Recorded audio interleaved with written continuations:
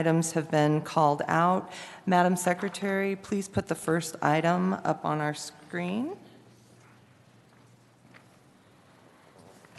All right. Councilwoman CdeBaca, what would you like us to do with this resolution? Thank you, Madam President. I'd like to postpone consideration of Resolution 730 to Monday, August 5th, 2019. And I'd also like to request a courtesy public hearing to be held on this item on August 5th.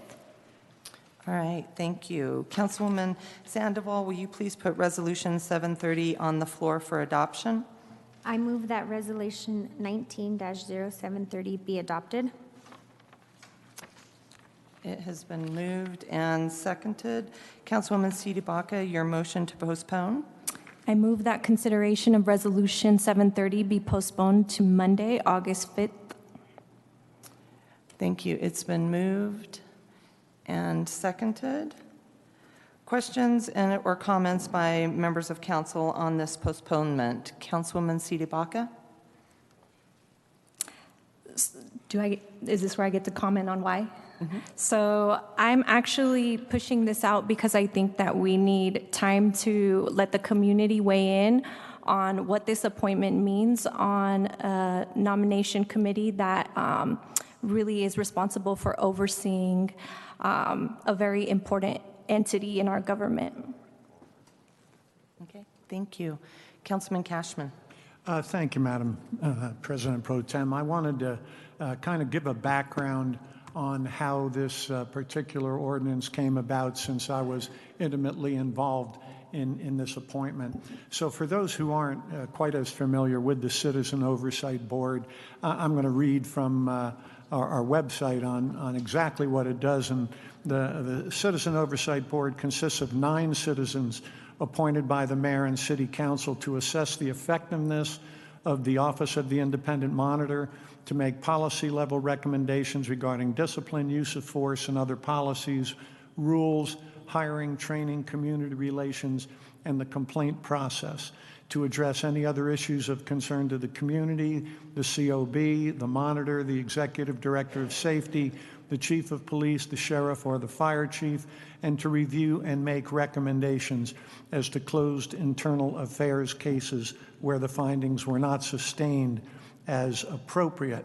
So I know my colleagues and maybe some of you in the audience will remember, and maybe Councilwoman Candi can remind me the date as the months fly by, but earlier this year or late last year, Councilwoman Candi and then Councilman Lopez and myself put forward an ordinance that was then passed by City Council to strengthen the role of the independent monitor, as well as strengthen the purview of the Citizen Oversight Board. The main thing we did for the Oversight Board was to increase the board from 7 members to 9.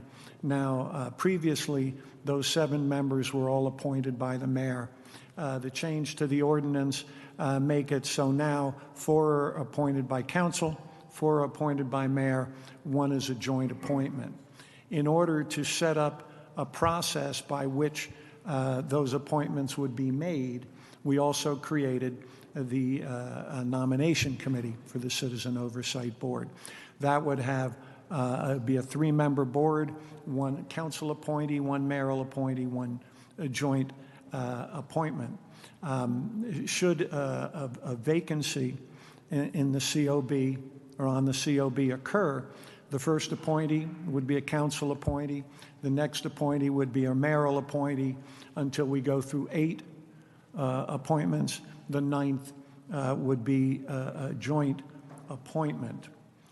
Should a vacancy occur, the ordinance specifically requires the nominating committee to seek from the Citizens Oversight Board itself what they need.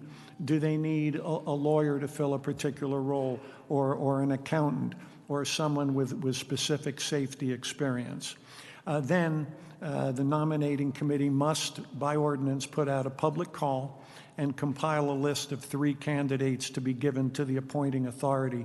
Should that authority, either the mayor or city council or as a joint appointment, not find any of those 3 applicants sufficient, they can reject that list and request a new list from the appointing authority. So how specifically did we get here today? Well, not long after the ordinance was passed, we had a situation where I believe there were 3 openings. There would be, well, I think 1 actual vacancy on the board, and then the 2 new members that raised the total board number from 7 to 9. We got word from the COB that they were very anxious to get the nominating committee formed and operational so they could get up to their desired new strength. Councilwoman Candi and Councilman Lopez were occupied at the time and asked me to lead that search, which I agreed to do. Both the interviews that were held were conducted by me, along with our legislative staff member and a representative from Councilwoman Candi's office. The COB itself, through the board president, Katina Banks, provided us a list of, and I don't have it in front of me, I'm remembering 6 or 8 members, not 6 or 8 previous board members that they suggested would be good candidates for the position, one of which was Mr. Sherman, who we're considering this evening. We reached out to the individuals on the list. We had 2 responses, one from Mr. Sherman, one from another designee. At the same time, council also put out a call through some council newsletters. We received 2 responses from the newsletters. I interviewed, along with the others that I mentioned before, I interviewed the 2 previous COB members and decided against nominating the others who had applied because they had no experience with the COB, no additional board experience. And I think while they may make good candidates for the board itself, I felt for the nominating committee that it made sense to have people who were intimately knowledgeable about the functions of the board and would be able to know what to be looking for. If I had been dissatisfied with the 2 candidates who responded from the board, I would have gone back to the COB asking for additional suggestions from the board itself. Let's see here. Yeah, so as I said, I interviewed both board members, recommended Mr. Sherman as the council appointee, recommended the other candidate as to be considered for the joint appointment. So that's how we got here. So with that in mind, Madam Secretary, Madam President Pro Tem, I'm finished with my comments. Thank you, Councilman Cashman. Councilwoman Candi. Thank you, Madam Pro Tem. I just wanted to underline perhaps a few of the points made by my colleague, Councilman Cashman. First of all, it's improper to call this body an oversight body. The nominating committee has no oversight functions whatsoever. It is simply a screening committee. That is its role. Its role is to recruit and screen. It advises neither the mayor's office, the safety agencies, the COB. It has no advising functions whatsoever, and the ordinance is quite clear on that. So it is not an oversight body. As a recruiting body, the key question that members of the COB had is, how is a group of people who have never served on this board or isn't aware of it, how will they know what to tell people? So if someone says, how much time does the board require? Or what are the typical things we might be doing? When might we hear from the community? Is this a controversial position? How will it feel to be in this role? It was really important to the COB that someone who had served on it and had experience would be a part of this, and that was a commitment we made to look for folks with that experience. I will just say, too, a little bit, so not an oversight body, it's a screening. It also does not select members. be very clear. As Councilman Cashman described, it provides a slate. We will be the decision maker of the council appointment. The mayor's office will be the decision maker of that appointment, and we will decide correctly. So this body has, frankly, a lot of work and very little power. Might be why we didn't have a lot of applicants, for it. But we also, again, we're emphasizing this need for experience. We do have a number of new members elected to council, and so just to talk for a minute about process. The way that we try to find folks for boards and we try to get input is we let folks know when there's vacancies. We ask folks to take a look at it. And then we also ask folks to take a look at names when they're on consent. That might have been hard for members of this body who are just taking office, so I want to acknowledge. But it is really our ideal process that we have these conversations in a way that's respectful, because they're in some ways like a personnel decision, right?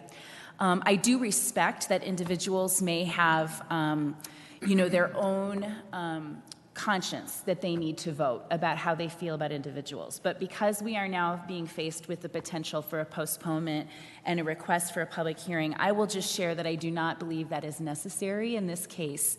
I believe that the qualifications were very clear.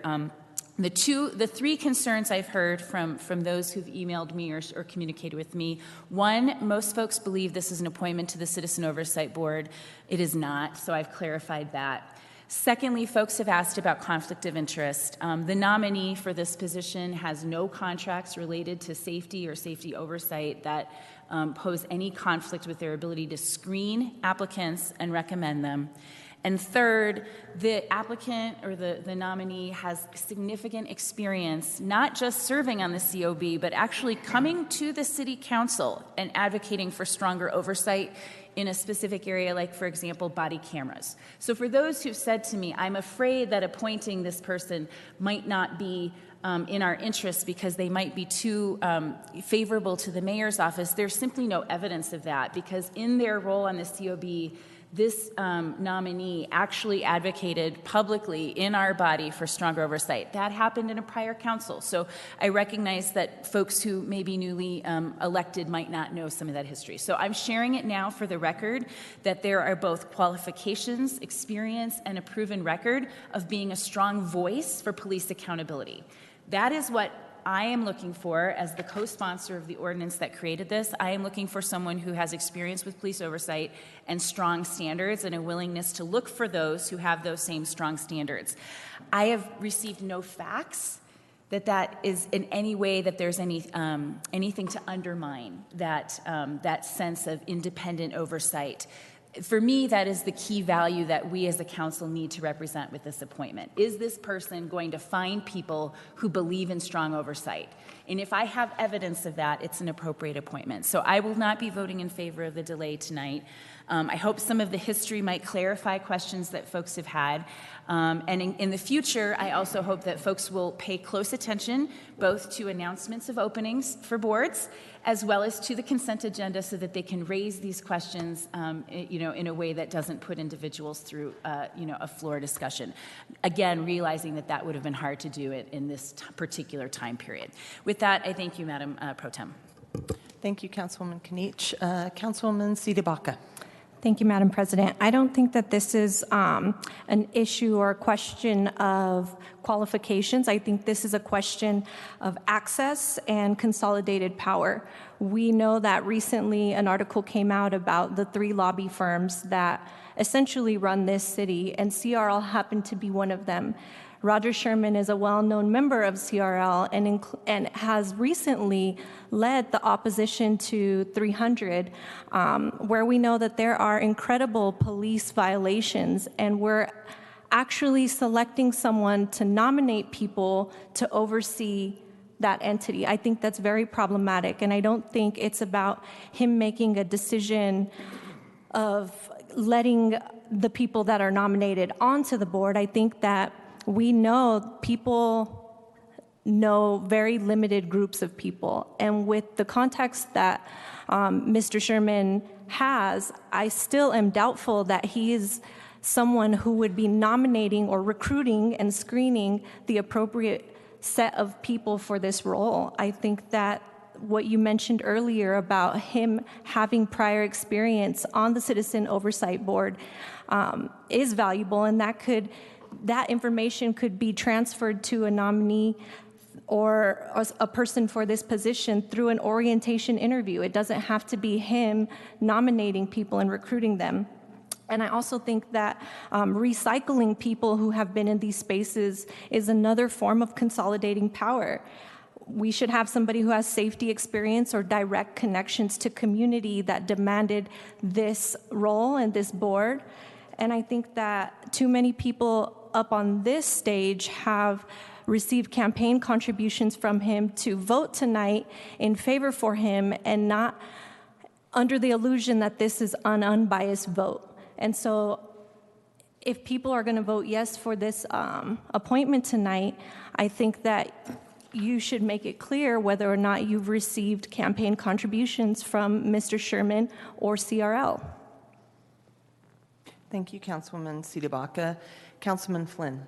Thank you, Madam President Pro Tem. I want to go a little bit further than Councilwoman Candi and suggest that those who oppose this appointment should simply vote no on the resolution, and rather than postponing it for a week.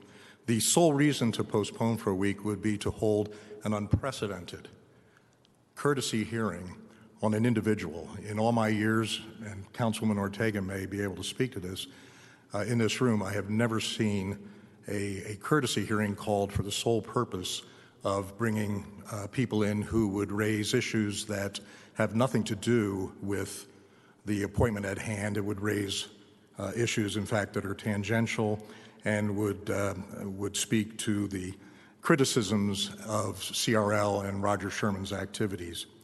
As Councilwoman Candi pointed out, his service on the COB prior to this and his advocacy for strong civilian oversight powers and the preference that Councilman Cashman spoke of, that the members of the selection committee, the nominating committee rather, not selection, the nominating committee should be people who have had experience with the system in order to give us the best qualified candidates, should determine how we vote tonight.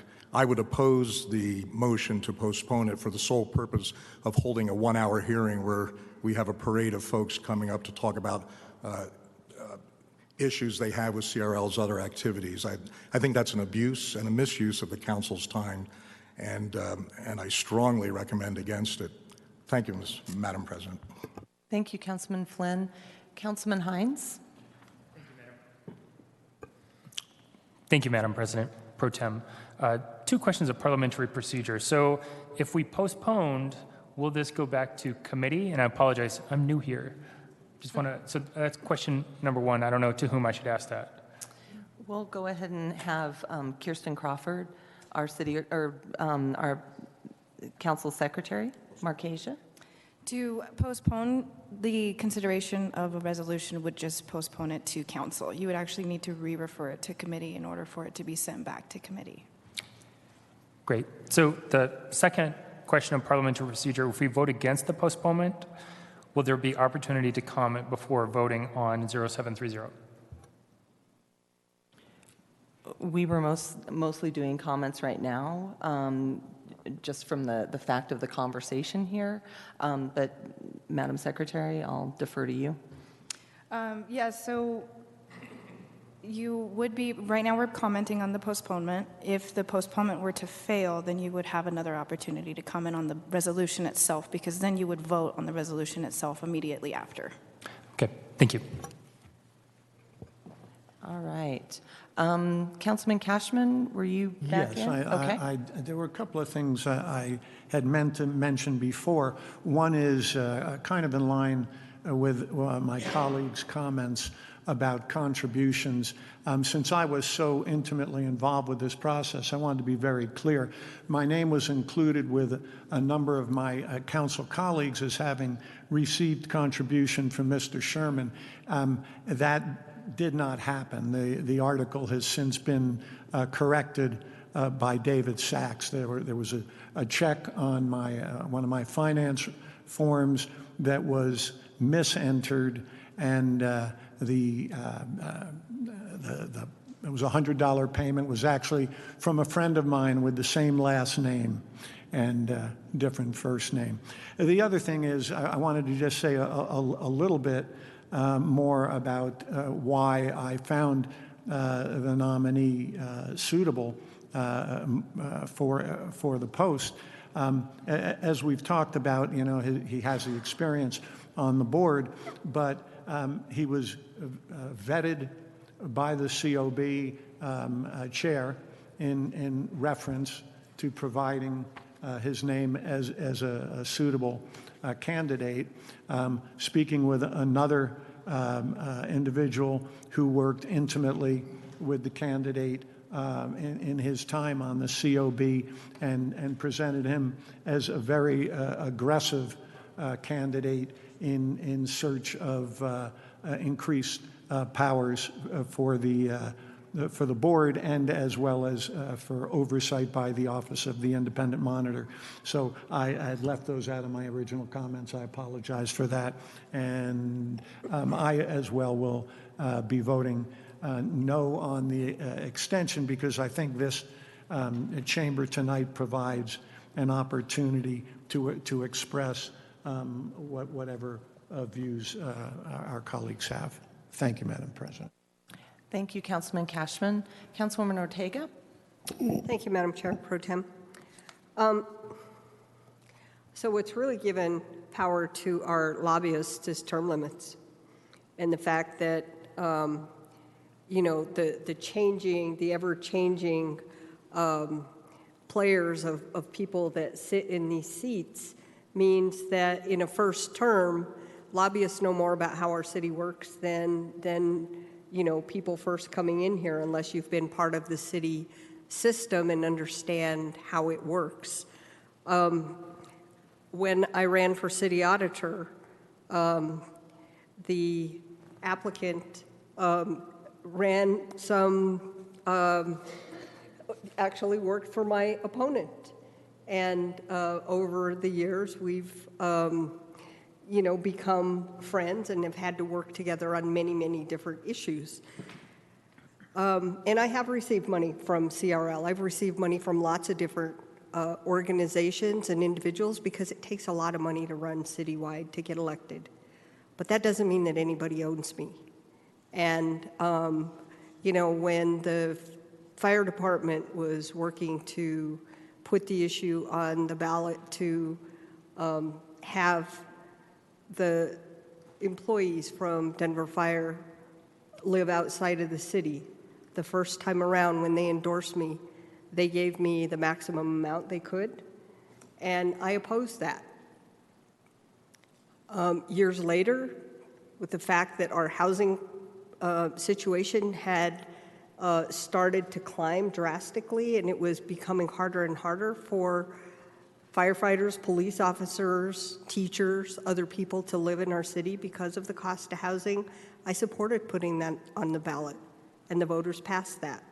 So I think the fact that we have lobbyists that play a very strong role in many of the issues that come before this body doesn't mean because they've given us money that any of them own us, control our votes. I certainly look at issues on a case-by-case basis, and that's how I make my decision.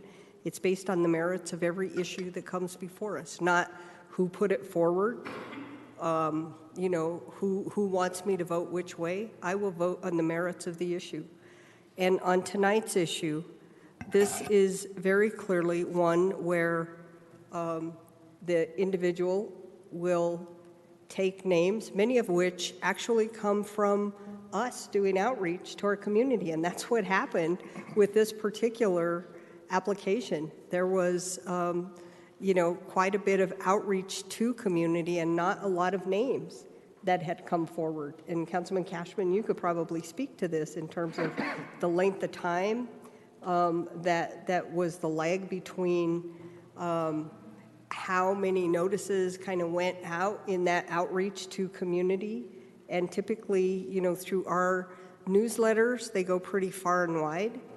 But not everybody wants to serve on an unpaid board, because that's what this is. And this is hard work, and it's very important work that needs to happen in vetting people who will serve on the Citizen Oversight Board, which, by the way, is one of our more diverse boards in the city that reflects age as well as the ethnic diversity of our city. And I, for one, will continue to make sure that that board is reflective of the population of our city. And I will be voting for this to move forward because I think it's important that we have a seated body that can help us vet those names that are then referred to us and to the mayor, where we make the final decision based on the names that are submitted to us. It doesn't mean that they're handpicking anybody to be on that Citizen Oversight Board. They're simply vetting names to refer to us, and then we make that final decision. Thank you. Thank you, Councilwoman Ortega. We have Councilwoman CdeBaca back up. Thank you, Madam President. I want to respond to my colleague, Councilman Flynn's comment about setting an unnecessary precedent. I think with our recent elections, we set a precedent that really was saying to this city that we want more checks and balances and accountability. And so I don't think it's unnecessary or inappropriate to ask that community be more extensively involved in these processes, especially because this is our opportunity to represent our constituents. We're not here to vote how we want to vote because we feel like it. We're here to represent our constituents, and that parade of folks that you mentioned are our constituents, and they should have the opportunity to raise any concern about any nomination to any committee or any appointment.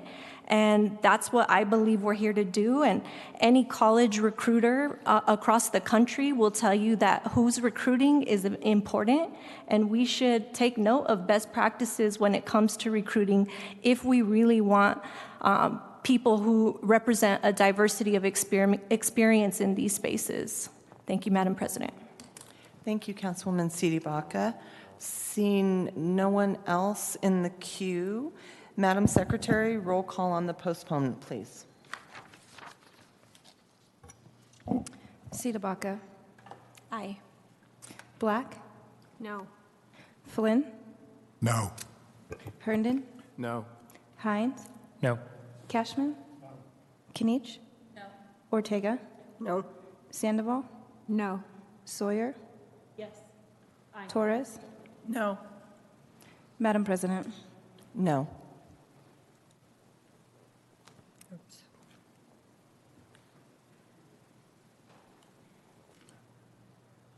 Oh, sorry. Mine was shown up wrong. Yours was a no, Can you correct Councilwoman? that? Mine was a no, sorry. No problem. I hit the wrong button. We have 10 nays and 2 ayes. 10 nays. The postponement of Resolution 730 has failed. Comments by members of council on Resolution 730.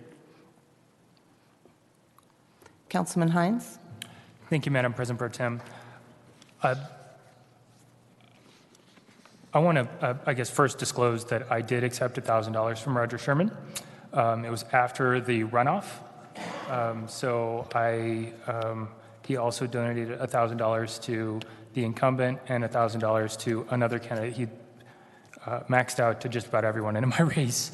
I want to thank you, Mr. Sherman, for all you do for Denver. As people who followed my campaign know, I was a citizen lobbyist at the Capitol before getting elected to Denver's Perfect 10. It was my role to educate legislators on the merits of my bill and explain why it makes sense to move that bill forward. I participated in the political process like all of you who are here tonight, and all of you who write or phone our council office or attend our meetings. Now that I'm an elected official, it's my role to make decisions on what I believe is best for Denver and Denver's Perfect 10. It doesn't mean that I'm supposed to know everything, and instead, part of that role is to get as educated as I can on each issue that comes before council. And people like Mr. Sherman help me in that education. I firmly believe in that principle. I also firmly believe that it's my responsibility to have a healthy understanding of the role of an influencer like a lobbyist. Just as I should have a healthy respect for the lobby, I should also have a healthy respect for second sourcing anything that the lobby presents, just to make sure that I have a balanced viewpoint. Some people feel that City Council doesn't provide an independent review separate from the executive branch. As one District 10 resident reported on April 11th, it was already referred to earlier, the same article, it is sometimes difficult to know where the city ends and the lobbyists begin. So thank you, Colorado Public Radio, for that comment, by the way. If we move this bill forward, I believe we're hurting our perceived impartiality with Denver residents, and we injure the perceived impartiality of an oversight board designed to be independent. CRL is the largest lobbying firm in Denver, and Mr. Sherman is the managing partner of CRL.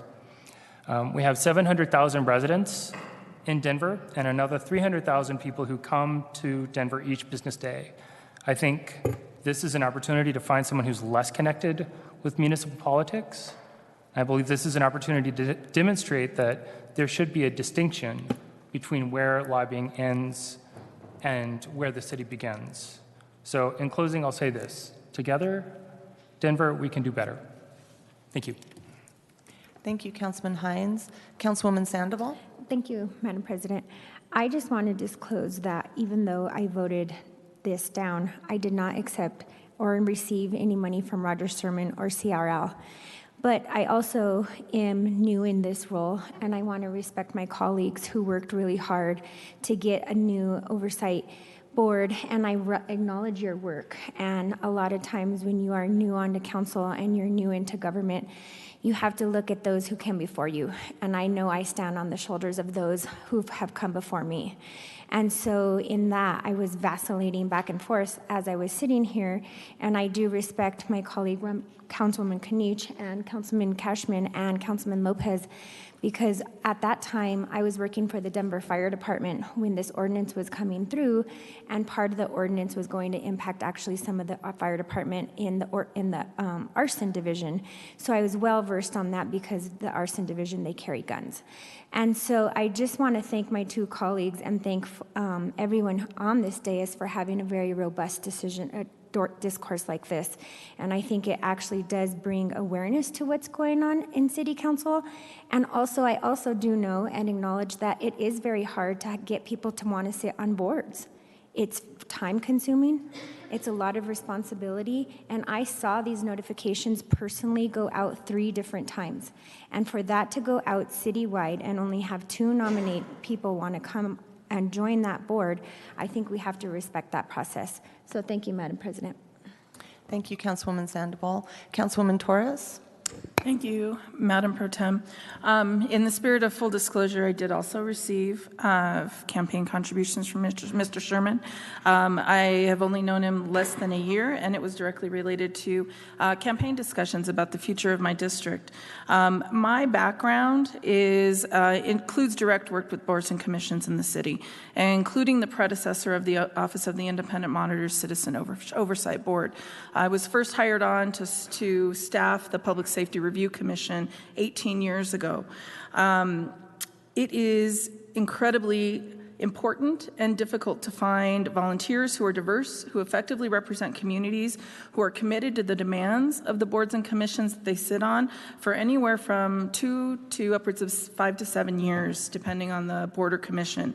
I recognize the work that my colleagues have done to create a screening committee and to find the people to fill that committee that know and have experienced the work. Recruitment is also our responsibility as council members in direct connection to our residents, to find people to sit on the COB and every other board and commission, 130 across the city. It's important for our residents, it is important for their leadership, and it's important for their voice throughout the city. So when these recruitment announcements come available, it's important for all of us to get that word out and find people who are committed to that service and for them to apply and to serve. I'm also dismayed that only 2 people responded to this one. This is a really challenging one to fill because you're looking for very specific information. And I honor and respect the work of my colleagues in the past few months to do that, and will also be supporting this resolution. Thank you, Councilwoman Torres. Councilwoman Sawyer. Thank you, Madam Pro Tem. So in the interest of all honesty, I actually did not accept a contribution from Mr. Sherman, but accidentally reported that I did. So my apologies, Mr. Sherman, for that.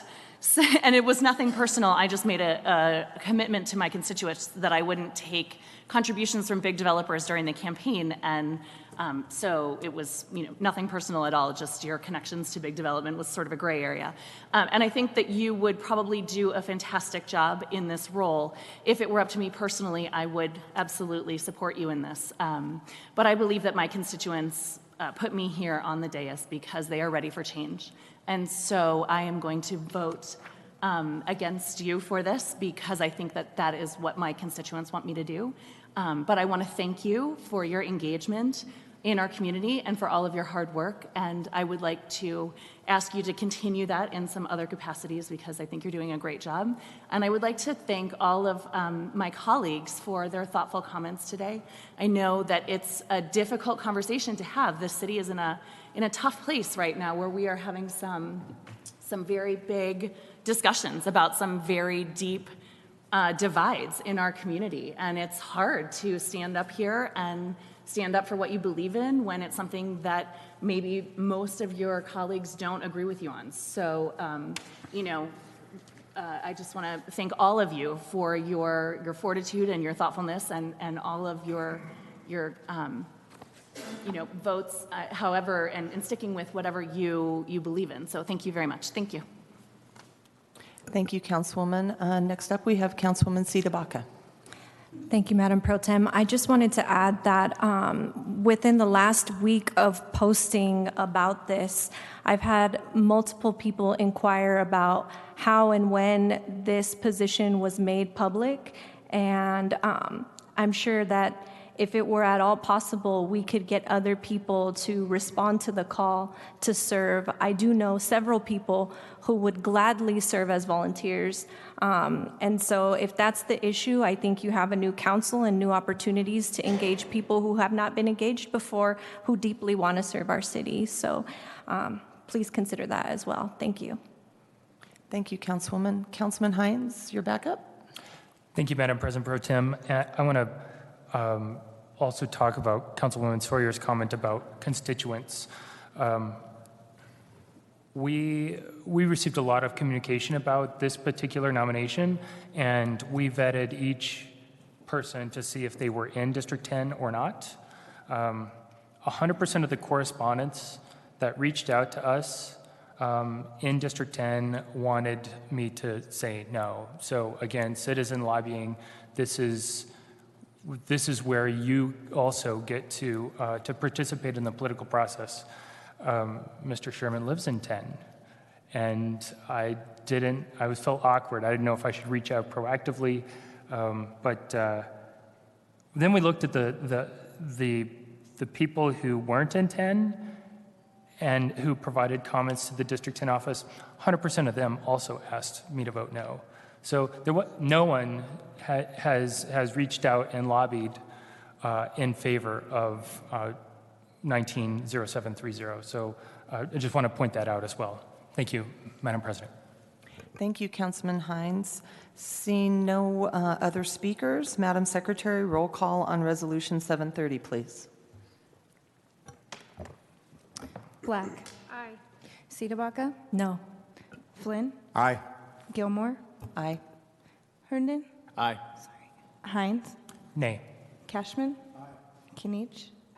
Ortega. Aye. Sandoval. Sawyer. Nay. Torres. Aye. 9 ayes, 3 nays. 9 ayes, 3 nays. 9 ayes, Resolution 730 has passed. Madam Secretary.